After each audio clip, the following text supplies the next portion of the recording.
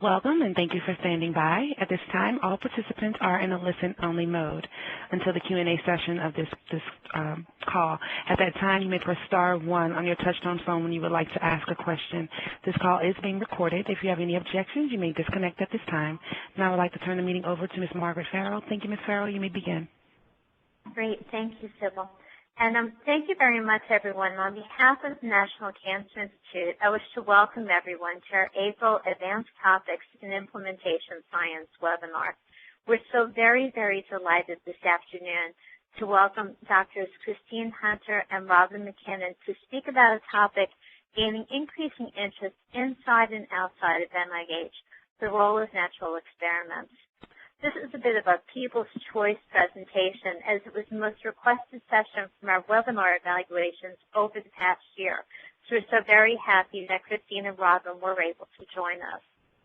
This afternoon, they'll present some background on NIH's efforts to support rigorous evaluation of natural experiments in policy, environment, and communities, and healthcare, particularly as it relates to obesity and diabetes.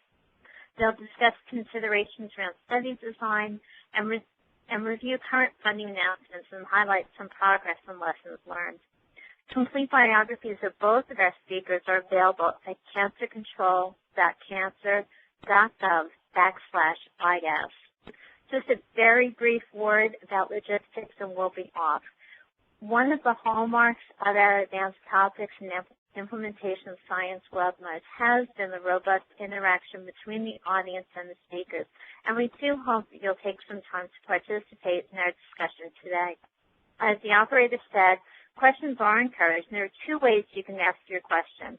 You can press *1 and be placed in queue to ask your question live over the phone, or you can type your question at the Q&A tab at the top of your screen. Then you just hit Ask and submit the question, and you'll be placed in queue. You can submit your question at any time, but we'll be opening the session for questions when the speakers have finished, probably in about half an hour. So without further ado, it is my great pleasure to turn the meeting over to Christine and Robin. Christine, it's all yours. Great. Thank you. Well, first, I want to thank the NCI Implementation Science team for inviting us to present at this webinar. It's a pleasure to have the opportunity to talk with all of you and tell you a little bit about the work we've been doing at NIH regarding evaluation of natural experiments.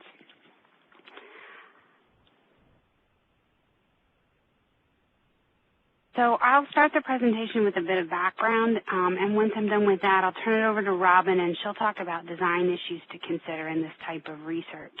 And then finally, at the end, we'll talk about some of the NIH activities and funding opportunities that we've been working on for the last few years.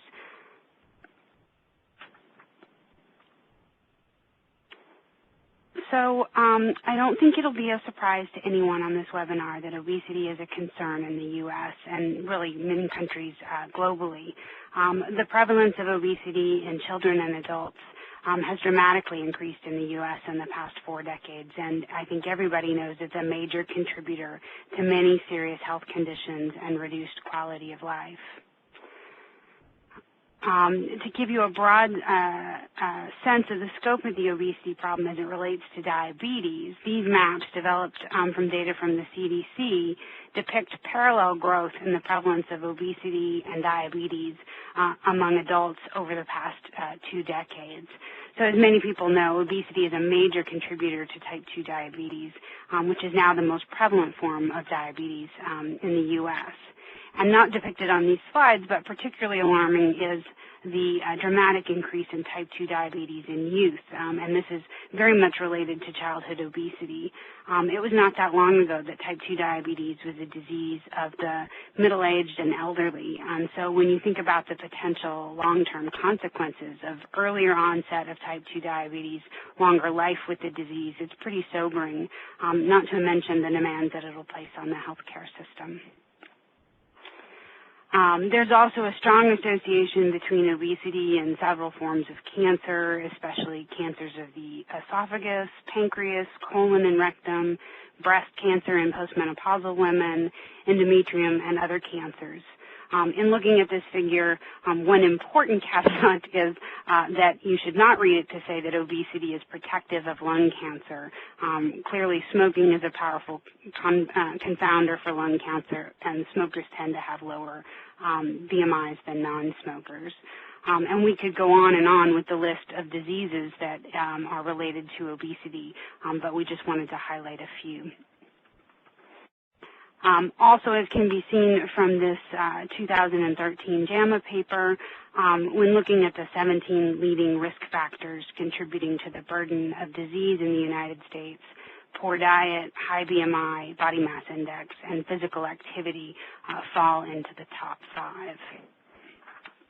So it's really just to give the background that gives some scope of the importance of looking at obesity research and how it relates also to chronic disease.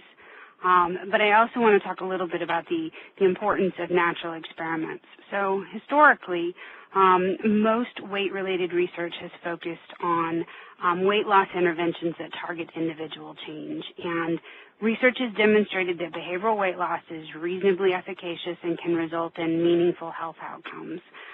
So an example is this is look-ahead data. You can look at diabetes prevention program data and see that there is meaningful change.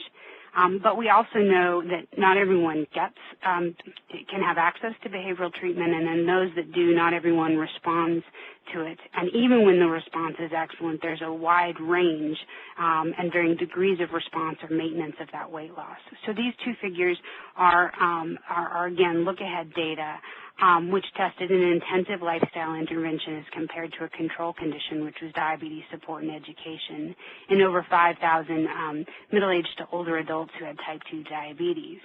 So the figure on your left is really the classic checkmark figure that you see in really any intensive behavioral weight loss intervention trial, where there's initial good response, but then you see this trajectory of difficulty with maintenance of that weight loss over time. And the figure on your right is really just an illustration of the variation in response. So this is looking at those individuals that were most successful, lost 10% or more of their initial body weight, and what you see is varying degrees of success in maintaining those outcomes over time. So I think the take-home point of this is, that there's a recognition that individual approaches to weight management, they may be a necessary part of the solution, but are not likely sufficient on their own to reverse the obesity trend. And so there's been this growing imperative to take action at multiple levels. So whether that's the local community, organizational level, or a state or federal level. And many of these policy and programmatic changes are common sense or evidence-informed, but often little is known about their effect at the population level. And so rigorous scientific evaluation of these natural experiments can help more rapidly build an evidence base to inform future intervention, also key stakeholders and policymakers. So now I want to turn it over to Robin to make any additional comments about what I just presented, kind of giving the background about why we need to move into more natural experiment, evaluation of natural experiment type research. And then after that, she'll move forward to review some of the considerations in research design for this type of work. So Robin, I'll turn it over to you. Right, thanks Christine. And nothing to add on the background. So I'll be talking, as Christine mentioned, on some of the considerations in study design, and just looking here in evaluating natural experiments and the work that we're trying to do and have been doing over a number of years at NIH. This slide is a representation of what we're looking to do here. If individual level interventions often don't have the same, have different outcomes of different people, and not everybody has access to them. We want to look more broadly at policy and environmental changes. This is a depiction of what we're trying to get at, the evidence base that we're trying to build as it relates to obesity, diet, physical activity related policy and environmental changes. And so there's a lot going on here. So from the left-hand side, there's the process, structure, environmental change, and then on the right-hand side, disease, outcome. So left to right, we're looking at proximal to distal hypothesized effects of the policy or environmental change, and also left to right, looking from environment to the individual. And we have good evidence of the impact of or the linkage between health indicators and disease, and then also good indications, good evidence between the behaviors and those health indicators. We also have good evidence that links the environment to disease outcomes, and then also between the environment and health indicators and also behavior. But a lot of that research, the majority of that research linking environment to these more somewhat proximal and more distal outcomes comes from cross-sectional data. And I remember being at an APHA conference a number of years ago, actually, when people were, I'm sure everybody has seen the maps that show the change in environment and the change in how similar the outcomes of interest are. But at this meeting at APHA, I remember somebody standing up in a conference presentation saying, how long do we have to keep seeing these maps showing these associations? So what we're trying to do is to help build the evidence, longitudinal studies linking directly and over time environmental and policy changes to those behavior changes, really informing that evidence base and building that evidence base. And then moving then to this slide here, on Adriana Yaros-Mooney a number of years ago reported on the study that looked at the effects of education and adult mortality in the U.S. So this is a well-known study in health policy circles, and found in the early 20th century, over time between around 1920 and 1940, all of the states in the U.S. changed mandatory education laws, and then Dr. Yaros-Mooney looked at the changes over time on those education requirements and then mortality outcomes, and saw a strong effect of indicating the strong effect of those educational changes on mortality. The key point here that I want to make is that natural experiments can be used to assess conditions that you're unable, usually that you're likely not able to study on a broad scale using other means, which may be for logistical or ethical reasons. And this is just one example, and there are many, many other examples, both in policy research generally, and then also in health policy specifically.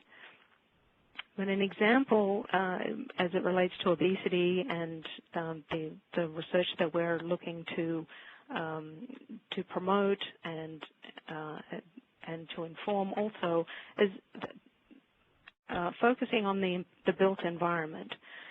It's difficult to imagine a study that you might be able to build new types of neighborhoods and then randomly assign people to live in those neighborhoods and then follow them over time to assess health outcomes. It's just logistically that type of study is never going to happen if you're looking at urban design changes, transportation changes, those types of things. But instead, it's much more likely that you'll be able to take advantage of a natural experiment where changes in the environment happen over time, and you can assess pre-post what is happening to people in that environment. And as I say, there are a number of other examples in policy research, indoor smoking bans, for instance, some changes in suicide prevention in different states and in different countries around the world. very often, not only sometimes might the changes be unethical to assess using more traditional experimental designs,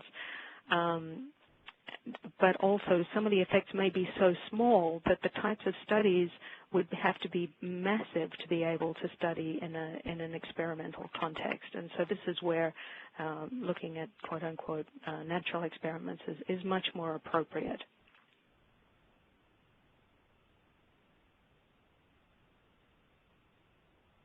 And then I wanted to also speak briefly about some of the key decisions in designing your study, and make the point here that the methodological integrity is going to be affected by a variety of decisions about the topics mentioned here. And I want to give a very high-level review of some of these key considerations, and also point out that any one of these topics could very easily be semesters-long courses or books. So this is just the briefest skim over some of these topics, but at least I wanted to mention some of the key things. So we'll be in the slides that follow focusing on the overall evaluation design, the measures, and also the study validity design. And then looking first at the overall evaluation design. In a perfect world, you would be able to implement a design like the Solomon 4 shown here, where there's random assignments indicated by the R's. There are observations at different time points indicated by the O's, and the actual interventions themselves indicated by the X's. So the Solomon 4 uses standard pre-post design with a comparison group, but in this case there are two extra control groups that are assessed post-test only, one with the intervention and one not. And this can be very challenging, as you might expect, to set up, but it would allow you to draw very strong conclusions about any effects from the intervention. But in the real world, it's unlikely that you would be able to implement something like that. And so there are a variety of different options to be able to evaluate changes, ranging from a simple one-group post-test only assessment or pre-test, post-test design, or potentially multiple time series where you assess over time one group and compared to another, with one group receiving the intervention or the policy or environmental change, and a comparison group that has been carefully matched to that group not receiving the change. And then you can see, depending on budget, time, resources, what might be available to you as a researcher. But you can see depicted on this slide that you'll be able to draw more stronger inferences from the results according to the different types of designs with the multiple time series, allowing for stronger inferences. So moving from the design to the measures themselves, and I want to make the point here that the measures really are a critical foundation for a lot of the policy evaluation research, because you can have the most sophisticated analysis, but if the measures that you're using are not valid or reliable, then it's extremely difficult to draw conclusions from the research, or it's going to have a dramatic influence on the results that you have or that you find from your study. And in this world of obesity, diet, physical activity related policy research, when I use the term measures, they're measures of behavior, diet, physical activity, and also of the environment. And in all cases, there are a variety of measures, and likely the most appropriate measures will be drawn from your question the question under study, your hypothesis, and your study question overall. but as I mentioned, there are a wide variety of measures with a range of rigor and the level to which they're prone to error.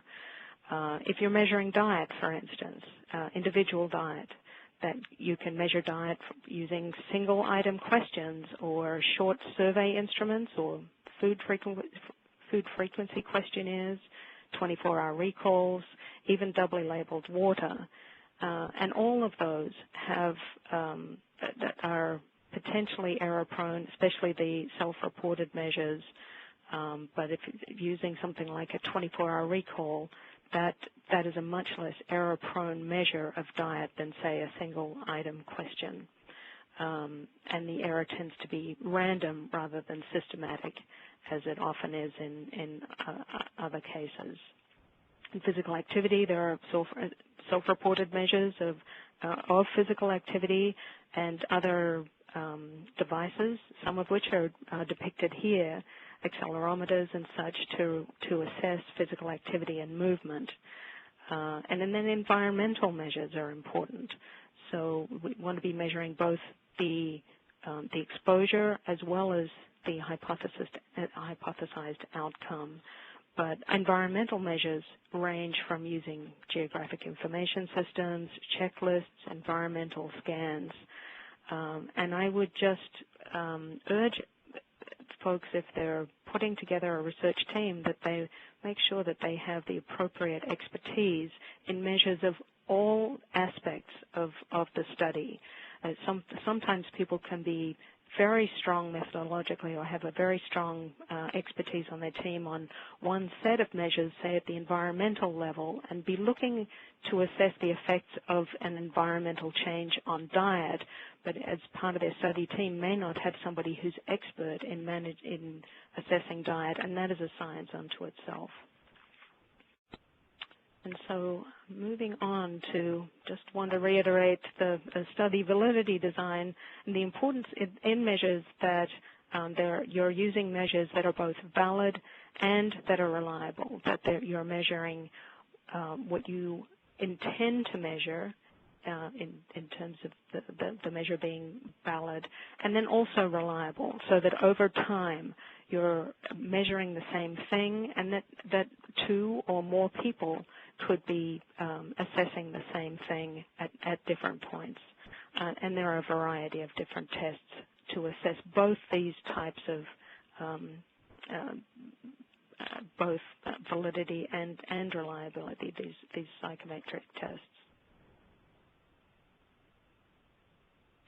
In the study validity design, we need to pay close attention to the relationship of the intervention. So looking at the intervention itself and then the intended effects. So did the intervention actually, how is that linked to any effects that are seen? But also the generalizability of the results.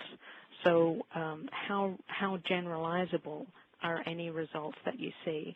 And do want to make the point here that evaluation of natural experiments may have advantages over other more traditional designs in the area of external validity, because usually the very large sample size, and if the sample is chosen appropriately, that usually traditional experimental designs are very strong with internal validity, but very often external validity may not be quite as strong. But this is where evaluation of natural experiments, it can be particularly strong there. And so I just have a couple of checklists of things to consider when implementing your study or when proceeding with your study and evaluating a natural experiment. So is the extent to which the intervention was implemented, is that being measured? Because very often people think particularly if it's a policy change, that simply a policy being passed or legislation being changed is the same thing as the policy actually being implemented. But that's, and probably this audience is very well aware that this is not necessarily the case. But you certainly want to assess the effect or whether the policy has been implemented appropriately. Secondly, whether the intervention that is being evaluated, are the study participants being assessed for other events or experiences that could be affecting their behavior. And then also, has enough time elapsed between the implementation and then any effects? Have you given, has sufficient time elapsed to be able to see an effect? And then importantly, has research been reviewed to identify any unintended effects, and is that being, has the capacity been built into the study to assess those unintended effects? And then finally, in looking at external and the statistical conclusion validity, are key demographic or other variables represented in the study sample? And the sample that you have, is that going to be of sufficient size? If you're particularly interested in an underserved group or important subgroups within the study, has that subgroup been sufficiently, is the study powered appropriately to be able to draw conclusions about that particular subgroup if you're interested in that in particular? Are there any other possible groups or sites that you'll try to generalize? And are there any other aspects of the intervention that our evaluation has identified that we should be studying further?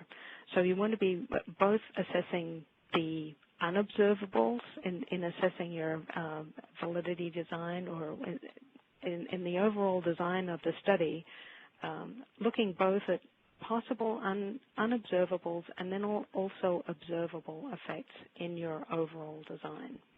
So those, I think, at a very high level are some of the key things that I wanted to emphasize. And then, again, Christine, I'll hand back over to you, but I don't know if you wanted to also comment on any of the things, considerations in the design that that you want to comment on now, or just go further into looking at the NIH activities in this area. I think you did an excellent job, and I know how difficult it was to do kind of a brief summary of things that could be, as you said, multiple courses in this area. I think I just want to foot stomp this issue of really making sure that you are attending to the degree of implementation and measuring that, so that the effects can really be understood in terms of how a policy or a large programmatic change was implemented. And then this issue of really thinking through what are competing hypotheses and unintended consequences, and how can you include measures to potentially capture those aspects as well. So I mean, you mentioned those, so I don't really think there's much to add, but I think I was just hoping to foot stomp those. And now, as you said, I'll turn to some of the, giving you an overview of some of the more recent NIH activities in this scientific area.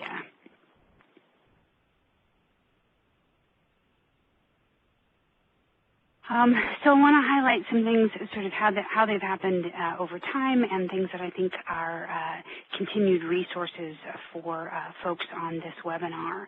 In 2007, Robin and her colleagues at NCI led a workshop on this topic, and the meeting really focused on identifying obesity policy research priorities. And so at the meeting, issues were discussed such as, how do you define obesity policy research? What is it? What isn't it?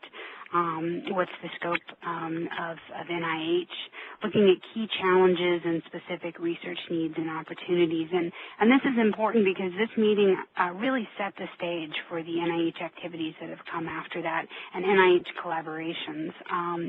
And so if you want to read more about what were some of the thoughts and considerations, the paper from that meeting was in the recommended reading list for this webinar. So it's the 2009 American Journal of Preventive Medicine article. So I encourage you to take a look at that. Particularly, it's particularly important in how it set the stage for the things that came after. Also, in 2009, there was an NCORE webinar series, and so NCORE is the National Collaborative on Childhood Obesity Research, and it's a partnership between NIH, CDC, USDA, and Robert Wood Johnson Foundation. And as a part of our work at NCORE, we develop webinars on important research topics relevant to childhood obesity. And in 2009, we hosted a 4-part webinar series on policy evaluation. And again, this effort was led in large part by Robin. So you'll see I was honored to be invited to do this, and I've been definitely involved in this effort, but she is really our prime expert in this area. And so the webinar that she led and others were involved in covered basics of design, addressing pitfalls to research in real-world settings, enhancing the usefulness of the evidence to inform practice and stakeholders, and then communicating those results effectively. And these webinars remain relevant and are archived for viewing on the NCORE website that's on your slide here. And then in 2011, we published our revised strategic plan for NIH obesity research, which was a major overhaul of our previous strategic plan. And in addition to recognition throughout the document of the importance of producing science that can inform policymaker and key stakeholders, I would, if you're curious, is to just go in and do a find for the word policy in the old strategic plan and the new, and it's pretty dramatic, the change over, just a decade. But there's also considerable emphasis and a section on specific policy evaluation research opportunities that might be worth looking at. And then now I just want to highlight some of our funding opportunities because I would imagine that's what many of you are interested in, is how do I get funded to do this work. So we have several active funding opportunity announcements to support evaluation of natural experiments in obesity. And I want to tell you a little bit about those and then offer a few highlights and examples. PAR 12257 establishes a more nimble approach to funding than many people think of for the NIH. And so this is really focused on research where it is clear that the opportunity will be missed without a truncated timeline between receipt and funding. And so our goal is 4 months from receipt to actually getting money out the door. And no resubmissions are allowed. And usually this is where the time-sensitive aspect involves the opportunity to collect some baseline data prior to implementation of whatever the quote-unquote it is, whether it's a community intervention or a major policy implementation. And then PA 13-110 is very similar to the time-sensitive funding announcement, but just follows the normal NIH timeline and allows for resubmission. And so in both of these announcements, research might include the evaluation of things like food or beverage taxes, subsidies, or price changes, or other form of incentive to change behavior. Looking at major infrastructure initiatives such as retailers offering healthier food options in underserved areas, so addressing kind of access to healthy foods. It might be changes in the workplace food and physical activity environment, policies looking at designed to influence selections and purchasing, so things like calorie labeling in restaurants, or looking at supermarket layout or pricing strategies. We also focus on significant changes in healthcare organizations, such as changes in reimbursement incentives or wide-scale implementation of prevention services. And then Robin mentioned issues like modifications in the built environment to encourage active transportation or leisure-based physical activity. So that might be things like bike lanes in urban areas or multi-use trails or that sort of thing.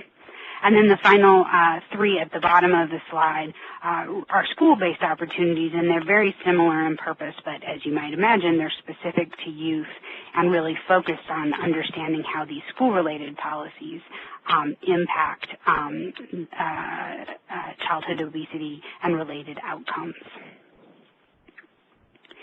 And then recently, NIDDK issued an R18 funding announcement that is focused on evaluation of natural experiments, but this is specific to healthcare and specific to preventing or treating diabetes. But if you're not familiar with diabetes, what you know is that a large part of that is often involved in changing diet, physical activity, or weight loss. And so the reason that we issued this announcement was we felt like it was an important time. I think everybody's aware that this is a dynamic time for healthcare in the U.S. There's a lot of changes going on, whether that's changing consumer demands, coupled with this pressing need to control costs while still delivering evidence-based care and improving health outcomes. And, if the healthcare systems across the nation are implementing all kinds of changes, whether it's new models of care, new types of treatment support, looking at incentive strategies, and that is co-occurring with, rapidly evolving electronic healthcare data with, increasingly sophisticated methods to validate, link, and analyze these data sets. So we felt like it was an opportune time to really take a look at what's happening and can we evaluate that. And because these changes are being made with the intent of improving health and reducing cost, but as the case with many of the changes related to obesity, they may be evidence informed, but often little is known about the specific effectiveness of these approaches. And so this will allow us to look at, provide support for a more rigorous evaluation of these naturally occurring changes. And the advantages will be able to hopefully better identify what works for whom in actual clinical practice, which is messy, as we all know, with diverse populations, patients with multiple comorbidities. So we're excited about that effort in this arena as well. And now I just want to give a few examples of some of our funded research in this area. And if you're interested in getting more details about all of the funded studies in this research space, you can look at the NIH Reporter website and just query by all of our funding announcements, and you'll be able to pull up the abstract and often the specific aims of the studies that we funded. So the first study to highlight is the study by Barbara Brown, and it's really evaluating the implementation of a Complete Streets initiative in Utah. So we know physical activity and obesity are associated with active living community features like walkable neighborhoods and such. But this is a quasi-experimental study to evaluate a neighborhood before and after a Complete Streets intervention where there's going to be a new rail line, bike path, and multi-use trail. So it's a prospective pre-post design, and the comparison will be a community living far away from this initiative. And the outcomes will be measured BMI, accelerometers, and GPS units to assess physical activity levels. And this study is powered to assess effect on underserved populations, which has been a real emphasis in a lot of our funding announcements. Second study is related to a supermarket that was being developed in an area of Pittsburgh that had not had access to a full-service grocery store in over 30 years. And so Tamara Dulwitz is leading a matched quasi-experimental study involving pre-post intervention, which is the supermarket assessments. And really the goal is to answer the question, does a new supermarket improve dietary behaviors of low-income African Americans? And so the study will assess a range of things, including availability, price, and shelf space of healthy versus less healthy options before and after the implementation. But we'll also look at things like the impact on food purchasing behaviors, dietary intake, and the extent to which these things are modified by access and sociocultural factors. And then in a final example, just to emphasize some of our area of focus on children, so more than half the children in the U.S. receive center-based child care when they're very young. And so this may be an important setting for reversing trends in physical activity. So Sarah Newlin is leading a study to evaluate the implementation of a policy in Massachusetts that requires 60 minutes of daily physical activity for all children in this setting. And so their similar design, they'll be measuring physical activity before and after the policy takes effect, and they'll be measuring both in Massachusetts where the policy is implemented and then in centers or in children in Rhode Island, which they're using as a comparison state. And so the primary aim is to really look at the extent to which this new policy changes physical activity in 3 to 5-year-old children. And again, there's an emphasis on health disparities, and so Black and Latino children will be oversampled in this study. And so these are just 3 of many examples, but we wanted to give you kind of a flavor for what was going on in this space. And at that, I think I'll turn it over to our NCI leaders to lead any question and answer part of this webinar. Great. Thank you both so very, very much, Christine and Robin. This really was such an interesting presentation, and certainly such a very exciting both opportunity for people working out in the field, and also just a very exciting opportunity to learn more about some of the results that will be coming out. So now we would like to open the seminar up for questions at this point, and I know there's some people waiting for their questions to be posed. So just a reminder to everyone, there's 2 ways you can submit questions. You can press *1 and ask your question live over the phone, or you can use the Q&A feature at the top of your screen for those of you who are on live meetings. You just type in your questions and hit ask. And a couple of logistical little questions that came in. The first question, Deirdre had one about, Christine, I believe this was directed to one of your earlier slides. Why is daily consumption listed under knowledge and attitudes?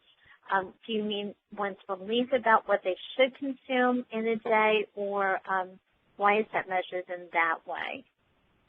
Actually, I think that might have been one of my slides. Oh, I'm sorry. Thanks, Robin. So the question was about daily consumption under knowledge and attitudes? Yes. Yes, and actually that's a good question, because that could have come at different points. It could have been under behavior as well as knowledge and attitude. So it could be a component of both, potentially. So these are really just examples and something that people could definitely flesh out, because sometimes people are simply unaware of how much is typical. We certainly found that in some of the research on that's gone on with menu labeling, for instance, that people are just not as aware as you might think about what constitutes a typical caloric intake for a day and for different age groups. So there's both the knowledge and then there's the actual behavior that happens. So that could be in both places. And we have no questions on the phone line. Great, thank you. We have another question in from Jamie, who says, thank you both for the great presentations.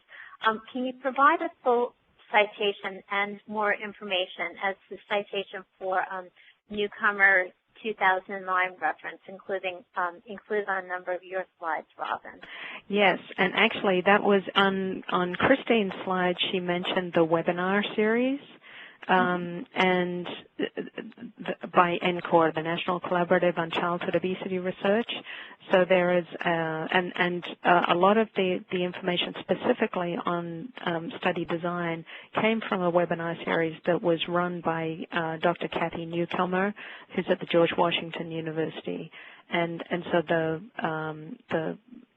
and like I say, a lot of that information came from those webinars. You could go to that link to find that information. And she's also written a number of books on study design as well that information is drawn from.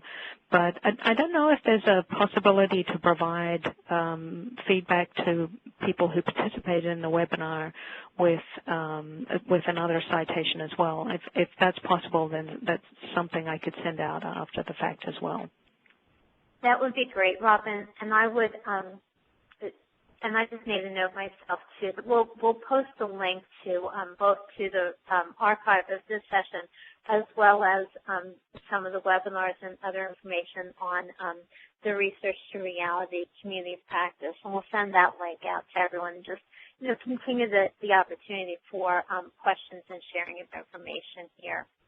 And again, I'll just remind people, if you'd like to submit any of your questions, both online or on the phone, we'd be happy to process them with Christine and Robin.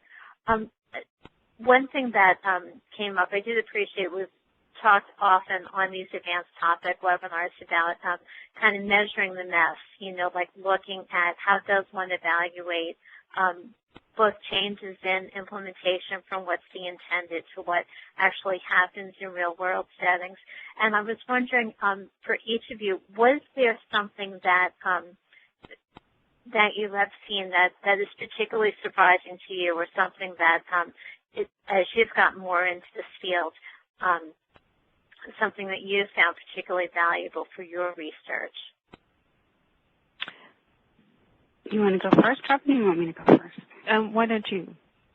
So I don't know if it answers your question of what's particularly valuable, but one of the things that we've been talking a lot about at NIH and with our research community is how to consider, like you said, the mess, is how to plan for that well, because the truth of the matter is a lot of things don't happen the way, as we all know, they don't happen the way we think they're going to happen. The policies are delayed. There is a change in the development of X, Y, or Z, whether it's the light rail or the supermarket. So thinking through how to collect quality and data and meaningful data and account for those delays is one of the things that we're seeing is really important to do at the early stages of the research and to stay on top of throughout the research funding period.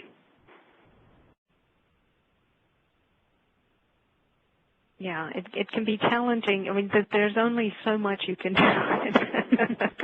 You can think that you've planned for everything, and then something completely unexpected comes up. And so, I think planning for as much as you can possibly control or could even imagine is a good strategy. And then just expecting somehow that there are unknowns that may present themselves, and that you will just need to react to certain situations when they happen. And we still have no questions in queue on the phone lines. I do have one thing that oftentimes people ask me, if I don't know if I can talk to that right now, but just how NIH or how many of these grants have been funded overall. People are curious about that, and I have to say that when we first were investigating moving in this direction and we're announcing the very first funding opportunity announcement in this area, that I had been concerned about two things. Firstly, that people would not submit their studies to NIH for consideration. That turned out to be not an issue at all. We had hundreds of studies over the years, because it was since early 2010 we've had specific funding opportunities and announcements in these areas. So we certainly got a sufficient number and very high quality studies that were submitted for consideration for funding to NIH. But then secondly, I was very heartened by the standing study section and reviewers. I guess I had been concerned that people would be wedded to more traditional research designs, more classically experimental research designs, and might not consider and rate these studies as highly simply because they were maybe not quite so traditional or not as well known. But that has turned out not to be the case. That at least as many, I would say that studies in this area, obesity, diet, physical activity, evaluation of natural experiments, have been as successful as about the NIH average. So that was tremendously heartening to me, and a number of very exciting studies are now drawing should be coming up for completion, and we should be expecting some important results. And these studies their results are very eagerly anticipated. Yeah, I would agree. I've been pleasantly surprised at at how successful these reviews have been and the number that we've been able to fund. And I think what's important to note is it's not been, gee, this really should be a randomized controlled trial. The issues are the things that reviewers should be paying attention to. You know, are those measures the right measures? Will they measure the degree of implementation? So will they know, why it did or did not make a difference? Review is review, so there's always uncertainties and differences of opinion, but it's, I think overall the reviewers have really focused on, a lot of the important considerations in doing quality work in this area. Right, and the right questions, as you say, Christine. I would agree. And excuse me, we have one question on the phone line. Would you all like to take that at this time? Very good. If you just put the caller through. Thank you. Mr. Baskerville, your line is open. Thanks very much. Very much enjoyed your presentations, Christine and Robin. My question has to do with the area of knowledge translation. I'm just wondering if there were knowledge translation elements built into the NIH funding for the natural experiments. From the perspective of engaged scholarship, i.e. engaging with policymakers, decision makers at the outset in order to help better ensure that the research findings get adopted in practice. I wonder if you could comment on the knowledge translation. Right. That's a great question. Robin, do you want me to go or you want to go? Why don't you go and then I'll add anything at the end if I... Okay, that sounds good. So it's a bit of a tricky issue, and it's one that we're always attending to, but you will find in our announcements, in many of our announcements and in the review criteria, that we have emphasized the importance of having key stakeholders, including policymakers, where relevant, be involved in the research at the outset and throughout. So, but there's a broader question here. So one is, for whatever the specific policy is, making sure that the information collected is meaningful and relevant to the eventual decision maker. That we try to build in with some success. And then, but the bigger issue is, across the board, teaching researchers and thinking about how researchers can develop those skills. And I wouldn't say that is built into our funding announcements, but it is the kind of thing that's being discussed by the program staff. What are the things we need to do to help facilitate that? Are there webinar opportunities? We talk about this at NCORE a lot. So it's on our radar, and we're trying to build it into what we're asking for when we put out these funding announcements, and we're also trying to build it into the review criteria so reviewers are evaluating it. But I would say it's been an imperfect solution at this point. So I don't know, Robin, you want to add to that? No, I was going to say very much the same thing, and then just say that that's a huge area of interest and emphasis. And one thing that we do try to do is convene the people who are funded using these mechanisms and to talk about those types of things, the knowledge translation, dissemination of results, and address issues both with the folks who are funded through NIH, but then also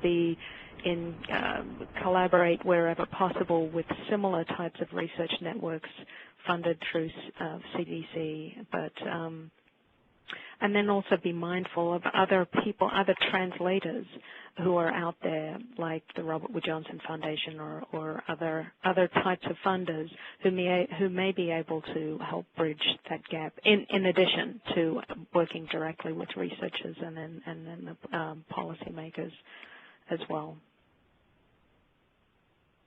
And we have no further questions on the phone line. Great. Thank you all so very much both for that question. And certainly, at NCI, we hope to be part of that continuing discussion about how these programs are being implemented and how we can build and fund more robust programs. We have a final question online from Deirdre, who asks, are the opportunities available open for new investigators? And if so, is there support or specific support for new investigators and these PARs? So all of the opportunities that we've mentioned on these slides are open to new investigators. Many of them, the R1s in particular, many of the institutes have special plans to, like for, I'll just mention an IDDK since that's where I work. We extend the pay line by up to 5 points for early stage investigators, and I have been pleasantly surprised at that new investigators have competed successfully and are doing well with some of these studies. So I would say that it's complicated research, so if you can be supported by an experienced team, but that's the case really for any new investigator. But yes, they're open to new investigators. But you just do have to think through that it's messy, complicated, and so you have to convince reviewers that you can pull it off. But often that means just surrounding yourself with experienced people.